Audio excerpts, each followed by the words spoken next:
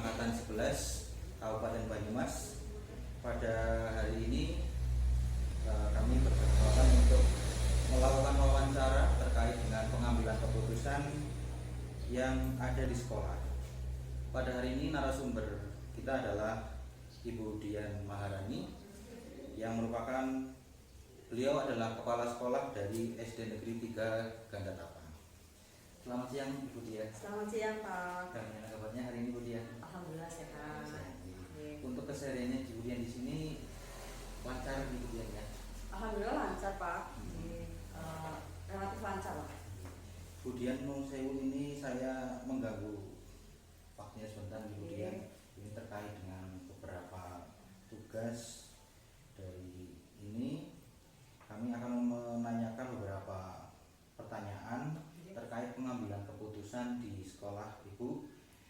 Yang pertama begini Bu Dian, selama ini Bu Dian dalam mengidentifikasi kasus ini yang merupakan dilema etika atau bujukan moral, bagaimana Bu Dian? Baik, terima kasih Pak Andika. Biasanya saya dalam mengidentifikasi itu adalah melihat kasusnya, di mana kasus ini ada kepentingan atau nilai-nilai yang bertentangan. Misalnya kalau di sekolah saya ini ada siswa yang tidak berangkat, tapi sebenarnya dia ini sedang sakit. Jadi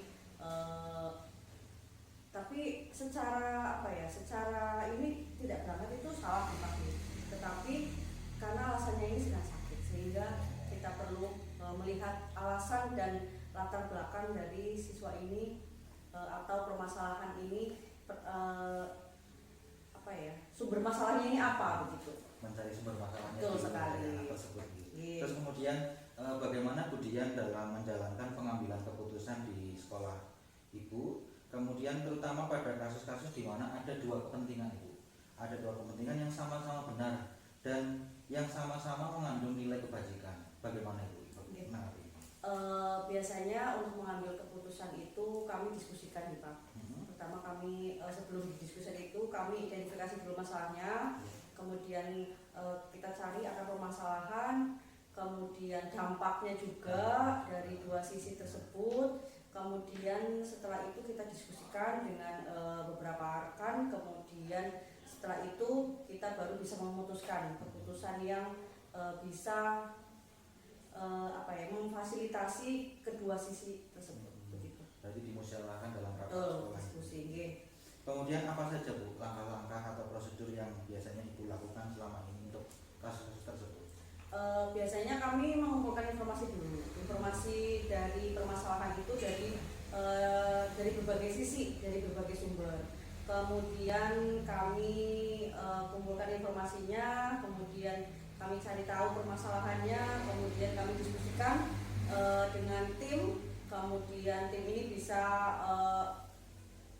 guru, bisa juga wali murid, bisa juga komite, tergantung permasalahan apa begitu.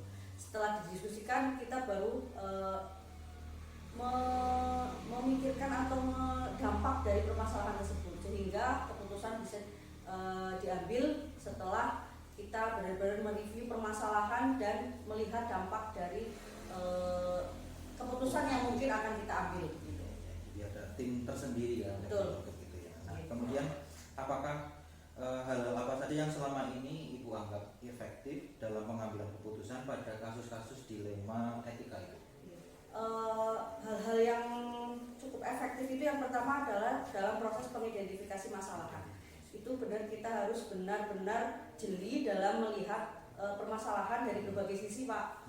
Jadi tidak hanya melihat dari sisi saya sendiri, tapi saya juga bisa melihat dari beberapa sisi, kemudian diskusi dengan rekan sejawat, dengan beberapa pihak yang mungkin bisa menilai dari versi yang lain, gitu, sehingga bisa membuat keputusan itu bisa lebih bijaksana dan lebih baik lagi. Berarti mendengarkan dari pihak. Betul. Nah kemudian apakah selama ini dalam mengambil keputusan ada tantangan dalam mengambil keputusan pada kasus dilema? Tantangannya ini adalah membuat keputusan yang bisa memuaskan berbagai pihak. keputusan yang bisa memfasilitasi dua kepentingan itu yang sulit, Pak. Jadi selama ini yang sering saya temui adalah tantangan yang terbesar adalah membuat keputusan yang bisa memfasilitasi kedua kepentingan tersebut. Ya. Terima kasih Bu. Kemudian yang ingin saya tanyakan selanjutnya itu apakah Ibu memiliki sebuah tata kelola atau jadwal tertentu dalam penyelesaian sebuah kasus pada kasus dilema etika. Kemudian apakah Ibu bisa langsung menyelesaikan pada saat itu juga di tempat atau memiliki jadwal-jadwal tertentu dalam menyelesaikan baik itu bentuknya atau prosedurnya atau hal lainnya yang mungkin Ibu bisa ceritakan kepada kami. Untuk menyelesaikan permasalahan untuk jadwal sebenarnya tidak ada nih Pak, tapi dalam sebuah rapat dinas itu sering sekali saya tanyakan apabila ada permasalahan, itu yang rutin saya tanyakan. Kemudian untuk menyelesaikan permasalahan yang tiba-tiba muncul itu juga tidak bisa langsung diselesaikan di tempat Pak. Jadi biasanya kita butuh proses yang dari tadi itu, dari identifikasi masalah, kemudian dari diskusi dengan teman juga, itu memerlukan waktu yang cukup. Karena yang saya takutkan adalah saat saya mengambil keputusan yang tiba-tiba itu saya malah justru menambah masalah Pak, bukan menyelesaikan masalah, malah justru akan timbul masalah baru yang berawal dari keputusan saya salah. Kehati-hatian. Betul. Kemudian apakah ada seseorang atau tokoh yang selama ini membantu Ibu atau memberi pertimbangan kepada Ibu dalam pengambilan keputusan dalam kasus-kasus dilema etika? Untuk pihak atau bantuan teman itu pasti ada nih Pak. Itu kalau di sekolah itu saya biasa membahas dan mendiskusikan setiap permasalahan itu dengan teman guru. Itu sering dan kayaknya selalu kalau ada permasalahan meskipun bukan di kelas bukan di kelasnya, tapi saya juga melibatkan teman-teman guru dari semuanya itu untuk memberikan masukan dan memberikan penilaian gitu. Jadi pihak yang sangat saya saya libatkan adalah teman-teman saya di sekolah. Teman-teman di sekolah Ibu itu yang membantu Ibu selama ini. Membuat keputusan. Ya, kemudian yang terakhir Ibu, dari semua hal yang telah Ibu sampaikan tadi, kira-kira ini pembelajaran apa yang dapat Anda Ibu petik dari pengalaman Ibu mengambil keputusan dilema etika tersebut? Kesimpulan atau inti dari membuat keputusan itu adalah tidak boleh memutuskan sesuatu secara tiba-tiba, mendadak atau tergesa-gesa. Kita harus benar-benar bisa memutuskan setelah melewati beberapa tahap.